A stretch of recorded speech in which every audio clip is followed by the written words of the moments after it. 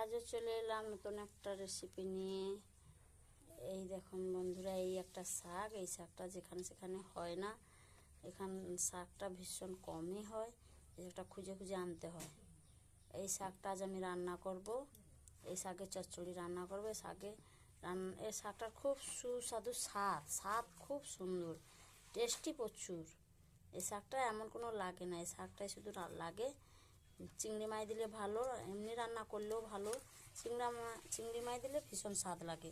এই দেখুন শাকটা, এটা আমার বাপের বাড়ি, সেখান থেকে এনেছিলাম, খেয়ে গোড়াগুলো ফেলেছিলাম। এই যে আমাদের এখানে হয়েছে এই শাকটা যে আমি রান্না করব, শাকের চচ্চড়ি রান্না করব। দেখতে থাকুন কী কী দিচ্ছি।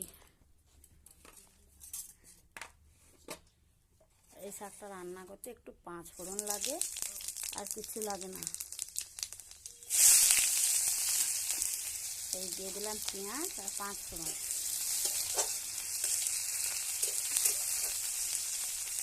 চিংড়ি মাছ যদি থাকে দিলে খুব সুন্দর লাগে, নাহলে কাঁকড়া যদি থাকে, অনেকে কাঁকড়া খায়, আমি খাই না, অনেকে কাঁকড়া খায়, তো কাঁকড়া দিলে আরও ভালো লাগে। দিয়ে দিলাম আলু, ছোটো ছোটো করে আলু কুচিয়েছি, দিয়ে দিলাম আলু।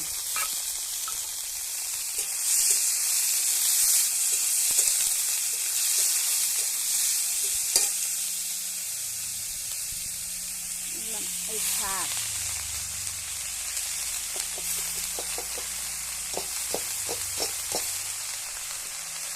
দিয়ে দিলাম এই শাক। এই শাকটা ভীষণ খেতে ভালো লাগে, ভীষণ ভালো লাগে শাকটা খেতে। এই শাকটা যদি কোথাও দেখতে হয়, এই শাকটার নাম হচ্ছে মেথি শাক। এই শাকটার নাম মেথি শাক। এই শাকটা যদি কোথাও দেখতে পান, আপনারা তুলে খাবেন রান্না করে। অনেকে জানে না এটা খেতে হয়, জানে না। এটা আমরা ছোটোবেলা থেকে খাই, তাই জন্য আমরা জানি। মেথি শাকটা রান্না করে খেয়ে দেখবেন, খুব সব শাকের থেকে এই শাকটা স্বাদ ভালো।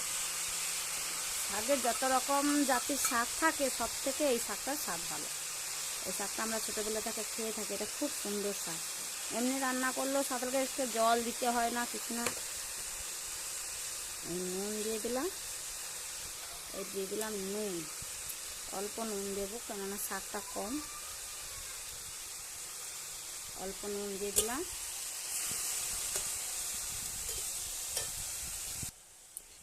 এই শাকটা 5 মিনিটে রান্না হয়, 5 মিনিটে রান্না হয়। এই দিয়ে দিলাম একটু হলুদ, আর দিয়ে দেবো একটু লঙ্কা গুঁড়ো।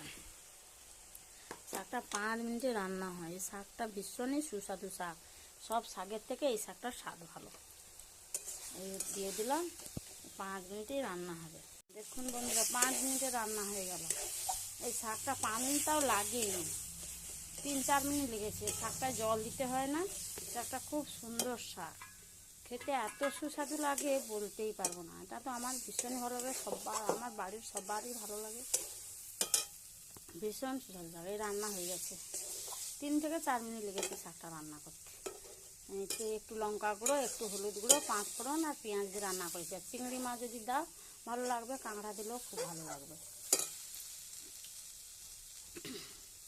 দেখুন বন্ধুরা, শাক তরকারিটা হয়ে গেছে, খেয়ে দেখবেন খুব সুস্বাদু শাকটা। আমার তো ভীষণই ভালো লাগে। আর আমি রান্না করব মাংস,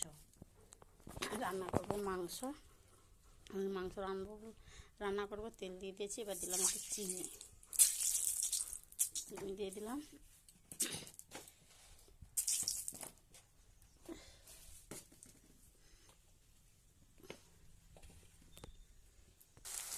এবার দিয়ে দিয়েছি পেঁয়াজটা কেটে গেছে, বা পেঁয়াজ দিয়ে দিয়েছি।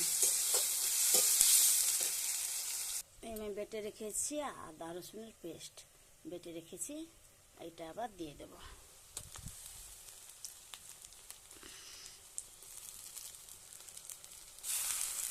একটু হলুদ গুঁড়ো দেবো, নাহলে আদাটা জল ঠিক রবে। একটু হলুদ গুঁড়ো দিয়ে দেবো।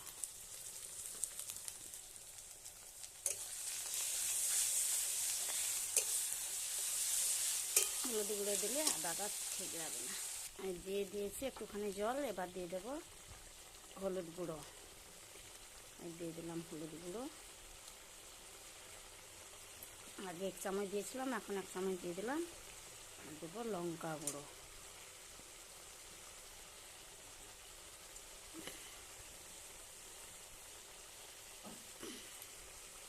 দিয়ে দিলাম লঙ্কা গুঁড়ো।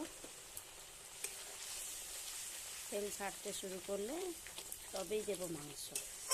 সেদিনকার দেখিয়েছিলাম অন্যরকম মাংস রান্না করা, আজ দেখাচ্ছি অন্যরকম।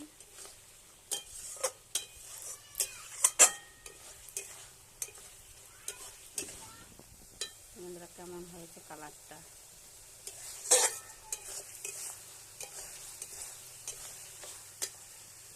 তেল ছেড়ে দিয়েছে, এবার দেবো মাংস। দিয়ে দিলাম মাংস, দেবো আলু